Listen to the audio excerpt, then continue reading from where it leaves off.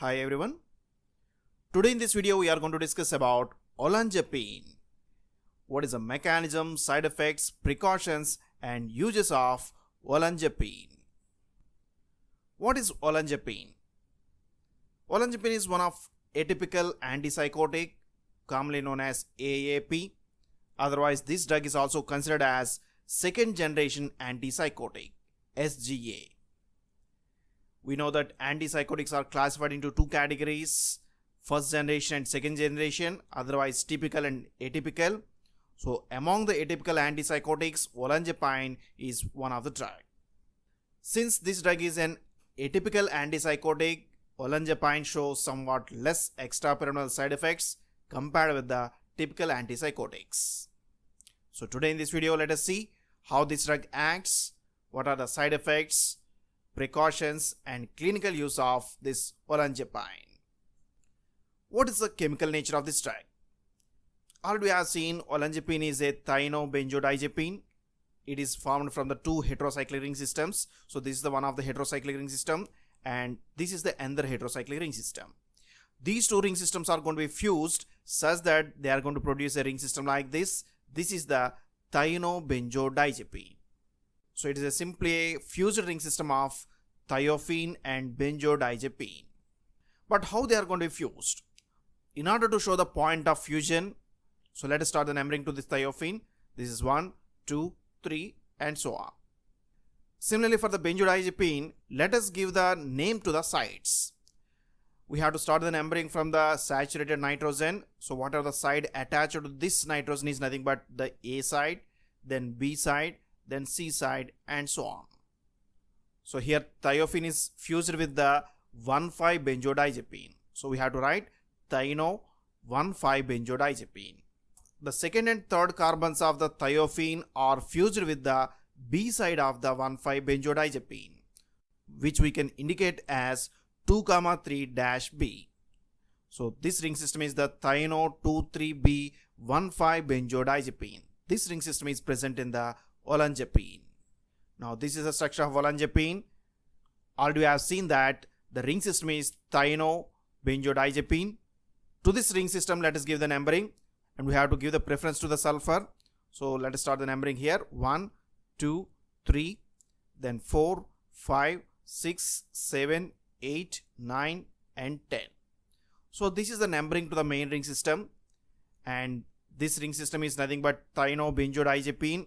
So let us indicate this as thieno 2,3-B 1,5-benzodiazepine. To this, different side chains are present. Second position methyl group is present. Fourth position piperazine ring is present with methyl group at the para position. So 4-4-methyl piperazine 1-yle. So these are the attachments. And 10th position nitrogen is having the saturation. So we have to indicate the hydrogen as 10H. So this is the complete name of Olanzapine. Now let us see how this drug acts as atypical antipsychotic. Olanzapine shows the multiple actions. It acts on the various types of receptors. This drug can block the D2 receptors as well as it can also block the 5-HT2 receptors. Apart from these, this drug can also show some action on the other receptors like the H1 receptors and muscarinic receptors, even alpha-1 adrenergic receptors. All these receptors are antagonized by Olanzapine. But the antipsychotic action mainly attributed to its block on D2 and 5-HT2 receptors. So action of Olanzapine on these receptors is mainly responsible for the therapeutic actions. On the other hand, action of the Olanzapine on the other receptors like the H1, muscarinic and alpha-1 receptors mainly responsible for the adverse reactions. So at the mesolimbic pathway, dopamine is going to be released which can act on the dopamine D2 receptors. So when this dopamine acts on the D2 receptors are going to be activated, which are the G protein coupled receptors. They are associated with the three subunits alpha, beta, gamma. And by activation of D2 receptors, it activates the adenylyl cyclase system, which is going to convert the ATP into cyclic AMP. Cyclic AMP is one of the important secondary messenger which can activate the protein kinase A. This protein kinase A is responsible for the excitatory response in the postsynaptic membrane. In this way, dopamine can produce an excitatory response within the mesolimbic pathway, which results in the positive symptoms like the hallucinations and delusions. Now, olanzapine is one of the D2 receptor antagonists. It can block the D2 receptors such that it can inhibit the activation of this adenylyl cyclase system and activation of the protein kinase A. In this way, olanzapine can control the positive symptoms of the psychosis. Similarly, the mesocortical pathway, 5-HT is going to play an important role. Again, the postsynaptic membrane is equipped with the 5-HT2A receptors. When this 5-HT is going to bind to this 5-HT2A receptors, again they are G protein coupled receptors. They are associated with the alpha, beta, gamma subunits. But here the system is the phospholipase C system. When this PLC is going to be activated by activation of the 5-HT2A receptors, it results in the cleavage of phosphatidyl inositol biphosphate into two important secondary messengers, IP3 inositol triphosphate as well as DAG, diacyl glycerol. Both of these mediators are going to increase the intracellular calcium levels, which produce the excitation. Apart from this phospholipase C system, activation of 5-HT2A receptors can also stimulate beta-arrestin, which can produce the another type of cell signaling. In this way, 5-HT can activate the mesocortical pathway, which may be responsible for few of the negative symptoms of the psychosis. So here olanzapine is going to block these 5-HT2A receptors such that it can inhibit the postsynaptic response. That's why olanzapine can control the negative symptoms by acting on the 5-HT2A receptors. But whether controlling positive or negative symptoms within the psychosis cannot be attributed to a single receptors. So the action of olanzapine on both D2 as well as 5-HT2A receptors is responsible for the antipsychotic action. What happens in the substantia nigra? At the substantia nigra, again dopamine is going to be released, which is responsible for the motor activity. So antipsychotics can decrease the dopamine action, thereby they can produce the motor disturbances resulting in the extrapyramidal side effects. So here how this olanzapine acts. The release of dopamine is controlled by 5-HT by acting on the 5-HT2A receptors. So 5-HT when binds to the 5-HT2A receptors, they produce an inhibitory response on the dopamine such that the dopamine is not going to be released. Now olanzapine can block the 5-HT2A receptors, thereby they can remove the inhibitory response on the dopaminergic neurons. This results in the increased release of the dopamine, which increase the motor functions. Therefore, olanzapine shows somewhat less extrapyramidal side effects compared with the typical antipsychotics. Similarly, olanzapine can also act on the other receptors. It can block the H1 receptors, which produce the sedation, and it blocks the muscarinic receptors, which produce few of the anticholinergic side effects like the dry mouth, constipation, blurred vision, and it can also block the alpha-1 receptors, which produce the orthostatic hypotension. What are the precautions? Olanzapine can produce few of the metabolic changes, and it can increase the glucose levels, producing the hyperglycemia, and it can also produce some disturbance in the lipid levels, resulting in the dyslipidemia. And even it can produce the orthostatic hypotension, which may be attributed to its block on alpha-1 receptors, and it can also increase the appetite, resulting in the weight gain.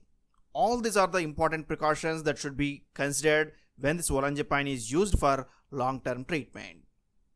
Similarly, this drug can also produce tardive dyskinesia, which is an irreversible extrapyramidal side effect. Even olanzapine shows the less EPS, but on long-term use, it can produce some tardive dyskinesia. This condition involves few of the involuntary movements, which may result in the involuntary eye movements and difficulty in swallowing. These symptoms should be thoroughly checked when this olanzapine is used for long-term period. And another important precaution is the neuroleptic malignant syndrome. This condition produces a sudden rise in the body temperature, resulting in the hyperthermia, which is commonly observed with many of the antipsychotics. And similarly, in the young patients, this drug may increase the suicidal initiation. And in the elders, it may increase the dementia, which may lead to the death in the patients. What are the side effects? So one of the important side effects is the postural hypotension because of block of alpha-1 receptors. And by blocking the muscarinic receptors, it produces a dry mouth, blurred vision, and nausea and vomiting, constipation. And it can also produce dizziness, drowsiness. Increased appetite is the another effect by blocking of the 5-HT receptors, which may result in the weight gain. And it can also produce akathisia, restlessness, and sedation by block of H1 receptors. And finally, it can also produce some amnesia, loss of memory. How it is given? Olanzapine is given as a tablet form at the different doses starting from 2.5 mg, 5 mg, 7.5, 10, 15 and 20 mg. Initial dose can be started at 2.5 mg, which can be gradually increased. And this drug is also available as orally disintegrating tablets, which are available at the different doses like 5, 10, 15 and 20 mg. And this drug also available as injection form at a dose of 10 mg in the vial. So that's about the Olanzapine. Olanzapine is one of an atypical antipsychotic and it is also called as second generation antipsychotic. This drug shows somewhat less extrapyramidal side effects because of the multiple receptor profile. It mainly blocks the D2 receptors and 5-HT2 receptors, which are responsible for the antipsychotic action. Apart from these receptors, it can also block the other receptors like H1 receptors, muscarinic receptors and alpha-1 receptors, which are mainly responsible for a few of the adverse effects of this drug. When this drug is given, it can produce a postural hypotension, hyperglycemia, dyslipidemia, and it can also produce neuroleptic malignant syndrome. In the young patients, it may increase the suicidal initiation, and in the elders, it can produce the dementia. All these should be considered when this drug is given for a longer period. And this drug is available at the different strengths. Initial dose may be started at the 2.5 mg and dose is gradually increased according to the therapeutic conditions. So that's about the Olanzapine. Hope you have enjoyed this video. If you like this video, please subscribe to our channel, share this video with your friends, post your comments in the comment box. Thank you for watching this video.